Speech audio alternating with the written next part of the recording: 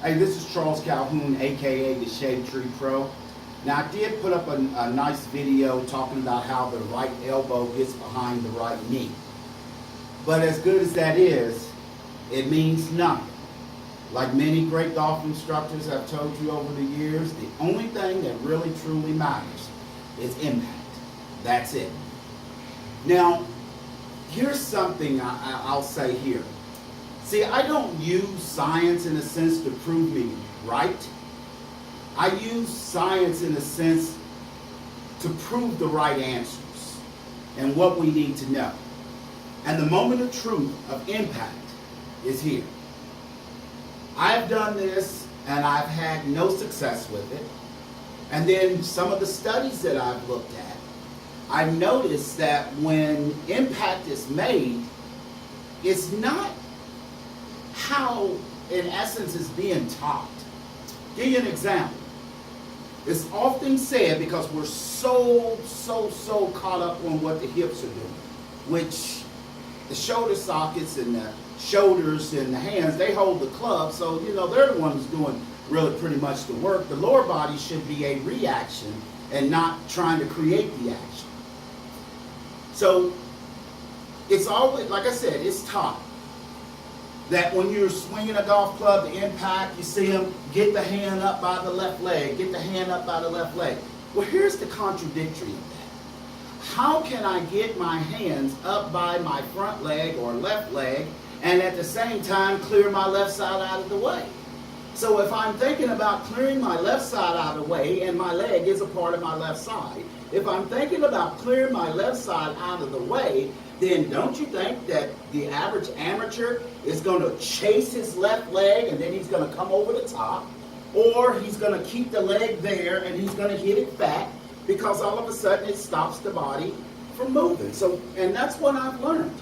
I've learned if you try to chase that left leg, and since, like I say, either you're going to come over the top and hit bad shots, and then once you do that, you're going to stay back because you felt that. And now all of a sudden you're going to try to get up here and you're going to release the club and you're going to get stuff back.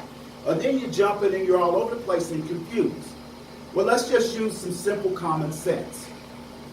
What I have learned and understood, the reason that I am getting this elbow back behind the knee, I'm sorry, Hogan, but I just feel you were mistaken on this. I know you felt that, but it just isn't what science shows.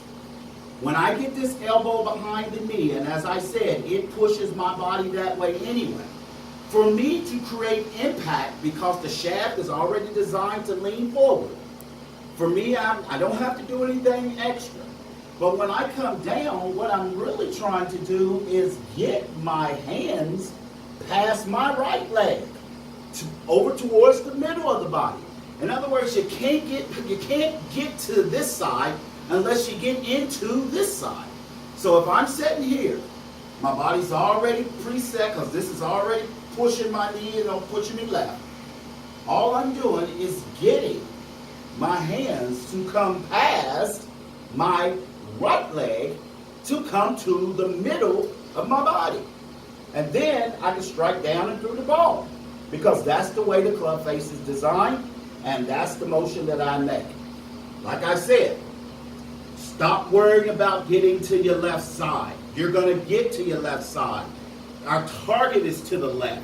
We don't have to do anything in a sense to get to the left. We're going to automatically get to the left. We just have to know how to use this right here. That's what John Jacobs talked about. Learning how to use this, because this right here don't know anything other than getting to the golf club. That's all, to the golf ball. That's what it knows. So once again, when you make your upswing, elbow goes behind the right knee.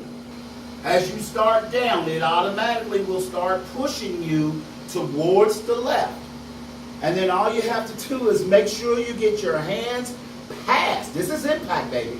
Get your hands past the right leg and come to the middle. Bam. Because after all, when we set up to a golf ball, our hands are in the middle, or similar to the middle of our body. We don't set them up here. We don't set them back here. We're somewhere floating around in the middle. So the easiest thing is to bring the hands back to where they were. The only difference is we've moved over about 4 to 6 inches, which creates that descending blow. Once again, this is Charles Calhoun, aka the Shade Tree Pro, and always good golf.